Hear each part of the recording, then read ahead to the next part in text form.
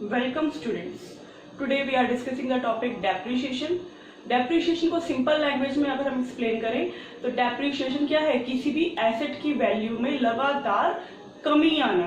कोई भी एसेट जो हम यूज कर रहे हैं, like we are using a car, like we are using an machinery. अब मशीनरी को जब हम यूज करते हैं तो धीरे धीरे उसकी वैल्यू क्या होती है, कम होती है। अब वो क्यों कम हो रही है, उसके भी कुछ रीजंस हैं। तो हम इसकी डेफिनेशन से स्टार्ट करते हैं। What is depreciation? Depreciation is the loss of fixed assets in use. जब हम एसेट्स को यूज कर रहे हैं, क्या वर्ड है, फिक्स्ड एसेट्स इन यूज, उस पे जो लॉस हो रहा है। जैसे हम एक मशीनरी को यूज कर रहे हैं, वो मशीनरी हमने अपनी फैक्ट्री में इंस्टॉल की, हम उससे प्रोडक्शन करते हैं तो धीरे धीरे उसकी वैल्यू में डाउनफॉल आता रहता है। क्यों डाउनफॉल क्यों आ रहा है? These are the reasons. ये रीजंस है, number 1 normal wear and tier.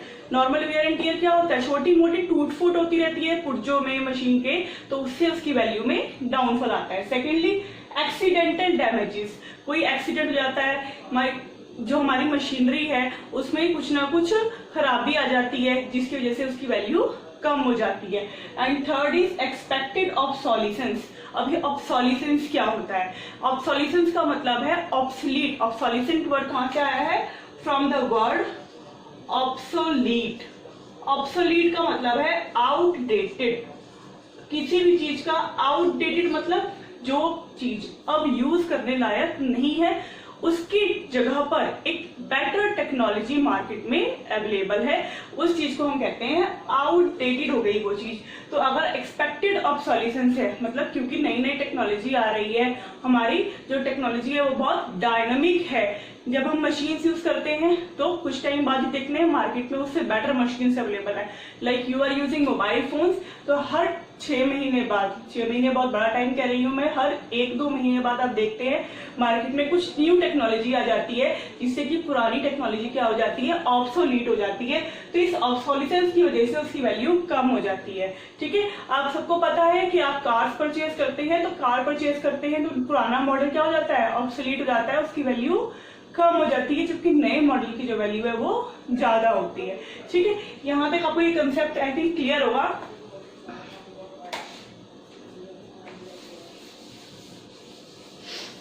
हम एक एग्जांपल लेके देखते हैं। ठीक है, अब हम देख रहे हैं बिजनेस के पॉइंट ऑफ व्यू से। So for example there the machinery. ये मशीनरी हमने ₹1 लाख की परचेज की। क्लियर? 1 लाख की मशीनरी हमने परचेज की और वो मशीनरी हमने एस्टिमेट किया कि 10 इयर्स तक यूज हम करने वाले हैं। 10 इयर्स तक हम एक मशीनरी को यूज करना चाहते हैं। जो मशीनरी हमने कितने में परचेज की है, 1 लाख में परचेज की है। अब 1 लाख जो हमारा क्या है, कैपिटल एक्सपेंडिचर है। कैपिटल एक्सपेंडिचर किया है हमने, बड़ी अमाउंट को अपने बिजनेस में इन्वेस्ट किया है। तो क्या हम टोटल अमाउंट को आज ही अपने बिजनेस में चार्ज कर लें? नहीं, वो हमारा कोई रिवेन्यू एक्सपेंडिचर नहीं है जिसे हम चार्ज कर ले। तो इस कैपिटल एक्सपेंडिचर को हम कैसे चार्ज करेंगे? With the span of time, धीरे धीरे चार्ज करेंगे। उसके लिए हम यूज करते हैं डेप्रीशिएशन। तो डेप्रीशिएशन यहाँ पर क्या होगा, डेप्रीशिएशन होगा 1 lakh rupees divided by 10, that is ₹10,000। This is the value of depreciation. बहुत सिंपल सा एग्जांपल मैंने आपको दिया है। एक मशीनरी जो आप 10 साल यूज करने वाले हैं, उसकी वैल्यू को आप अकाउंट्स में कैसे चार्ज करेंगे? 10,000 की वैल्यू को 10 साल तक चार्ज करेंगे। ठीक है, जो आपका रिवेन्यू एक्सपेंडिचर ट्रीट होगा। अब आपको ये समझ आ गया कि डेप्रीशिएशन को हम कैसे चार्ज करते हैं। Now the question is, depreciation किन किन फिक्स्ड एसेट्स पे चार्ज होता है? तो डेप्रीशिएशन किस पे चार्ज होगा? मैंने आपको एक एग्जांपल दिया, मशीनरी पे चार्ज होगा, बिल्डिंग पे चार्ज होगा, प्लांट पे चार्ज होगा। बट क्या डेप्रीशिएशन लैंड पे भी चार्ज होगा? नो, डेप्रीशिएशन लैंड पे चार्ज नहीं होता, क्योंकि लैंड कभी भी डिग्रेड नहीं होती, लैंड की वैल्यू जो है वो कम नहीं होती। क्लियर? तो लैंड पे डेप्रीशिएशन चार्ज नहीं होता। ठीक है, अब आपको डेप्रीशिएशन की ट्रीटमेंट समझ आ गई, बट हम डेप्रीशिएशन को चार्ज करते क्यों हैं? नाउ द क्वेश्चन इज, हम डेप्रीशिएशन को क्यों चार्ज कर रहे हैं? जो भी हम ये डेप्रीशिएशन में मनी चार्ज करते हैं वो एक फंड में जाती है, that is depreciation reserve fund. What is depreciation reserve fund? It refers to that fund which the producers keep for replacement investment. जो एग्जाम्पल मैंने आपको दिया वही कंटिन्यू करते हैं। एक मशीनरी आपने परचेज की जो आप 10 साल तक यूज करने वाले हैं, ये आपका एस्टिमेशन है कि आप वो मशीनरी 10 साल तक यूज करेंगे। 10 साल बाद वो मशीनरी जब खत्म हो जाएगी तब आपको एक नई मशीनरी की जरूरत होगी। तो वो नई मशीनरी कहाँ से आएगी? उस मशीनरी को परचेज करने के लिए यू विल नीड मनी, और उस मनी को इकट्ठा करने के लिए आपने क्या बनाया है? डेप्रीशिएशन रिजर्व फंड बनाया है। ये वो फंड है। What is the definition?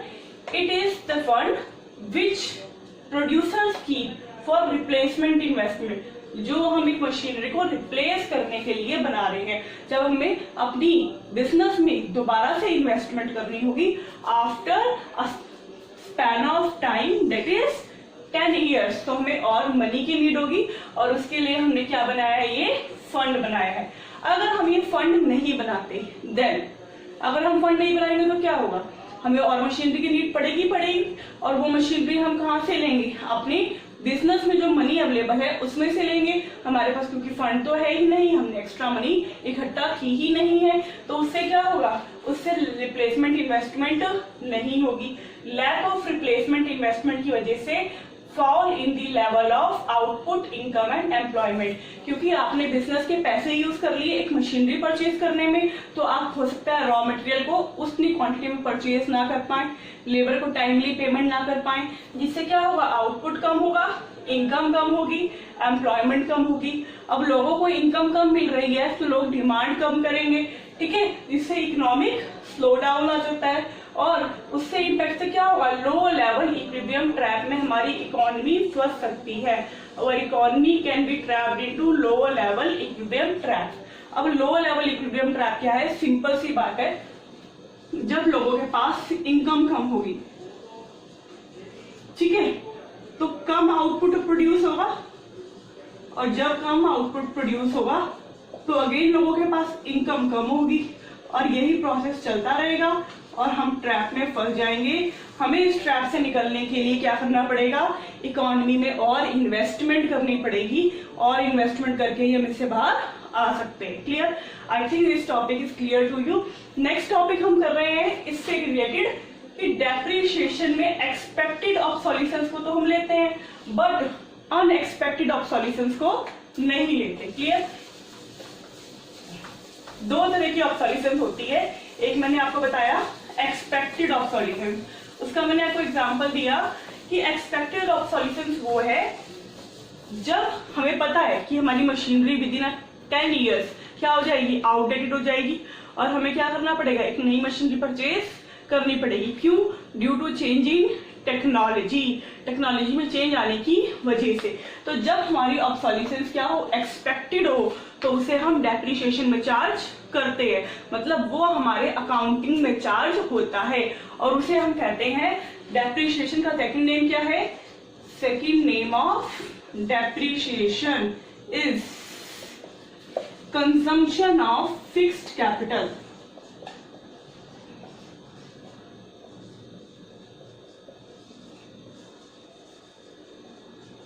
Clear? इसे हम कहते हैं। Another one is unexpected obsolescence. Unexpected obsolescence. अब अनएक्सपेक्टेड ऑब्सोलिसेंस क्या होती है? जिसे हम एक्सपेक्ट नहीं करते, इसे हम कहते हैं अनफोर्सीन ऑल्सो। ये अनफोर्सीन है, एंड एक्सपेक्टेड को हम क्या कहेंगे? Foreseen obsolescence. क्लियर? अब अनफोर्सीन का मतलब है कि जिसे हम एक्सपेक्ट नहीं कर रहे, फोर्सीन नहीं कर रहे। फॉर एग्जाम्पल कि हमारी इकोनॉमी में, हमारी कंट्री में कोई नेचुरल कैलामिटी आ गई, कोई ड्रॉट हो गई, फायर हो गई, ठीक है, जिसकी वजह से हमारा जो प्रोडक्ट है वो जल्दी ऑब्सलीट हो गया, हमारा प्रोडक्ट अब काम करने लायक नहीं है, ठीक है, बाढ़ आ गई तो हमारे प्रोडक्ट खराब हो गया, जिसकी वजह से हमें वो रिप्लेस करना पड़ रहा है। सेकेंडली, इकोनॉमिक रिसेशन आ गया, इकोनॉमिक रिसेशन आने की वजह से मार्केट में बिल्कुल काम नहीं है, जिसकी वजह से हमारा जो काम है वो नहीं चल रहा, तो उसे हम कहते हैं unexpected obsolescence. But unexpected obsolescence को हम डेप्रिसिएशन ट्रीट नहीं करते। क्लियर? ये हमारा किसमें ट्रीट होता है? It is treated as capital loss. ये हमारा कैपिटल लॉस की तरह ट्रीट होता है, और एक्सपेक्टेड ऑब्सोलिसेंस कैसे ट्रीट होता है, कंजम्पशन ऑफ फिक्स्ड कैपिटल की तरह ट्रीट होता है। क्लियर? तो हम प्रॉफिट एंड लॉस अकाउंट में क्या चार्ज करते हैं, डेप्रिशिएशन को चार्ज करते हैं, it means consumption of fixed capital को चार्ज करते हैं, जबकि अनएक्सपेक्टेड ऑब्सोलिसेंस क्या है, हमारा कैपिटल लॉस है। Clear? Now see, there are two things, one is expected obsolescence, another is unexpected obsolescence. Revise कर लेते हैं इस चीज को, एक्सपेक्टेड क्या है और अनएक्सपेक्टेड क्या है। एक्सपेक्टेड ऑब्सोलिसेंस क्या होती है, जब हम बात कर रहे हैं कि कोई टेक्नोलॉजी में चेंज आया या फिर डिमांड पैटर्न में चेंज आया, change in technology and change in demand, expected obsolescence है। ऑन द अदर थिंग, किसी नेचुरल कैलामिटी की वजह से ऑब्सोलीट होना या फिर इकोनॉमिक रिसेशन की वजह से ऑब्सोलीट होना अनएक्सपेक्टेड है। क्लियर? सेकेंडली, अगर एक्सपेक्टेड ऑब्सोलिसेंस होती है तो क्या करते हैं हम, उसे डेप्रिशिएशन चार्ज करते हैं, it means consumption of fixed capital की तरह चार्ज करते हैं। क्लियर? बट अगर अनएक्सपेक्टेड ऑब्सोलिसेंस होती है तो उसे हम कैसे चार्ज करेंगे, उसे हम कैपिटल लॉस की तरह चार्ज करेंगे। Second point is clear. And the third and last point is, अगर एक्सपेक्टेड ऑब्सोलिसेंस है तो उसके लिए हम क्या बनाते हैं, हमने अभी पढ़ा था डेप्रिशिएशन रिजर्व फंड।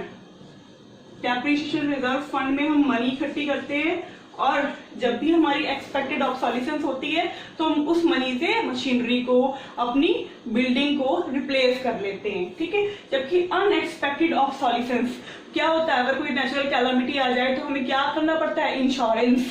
इंश्योरेंस से हमें क्लेम मिलता है, तो इसे हम कैसे मैनेज करेंगे, it will be manage through insurance. Clear? तो यहाँ पर आपका डेप्रिसिएशन का टॉपिक क्लियर हो गया। Thank you so much.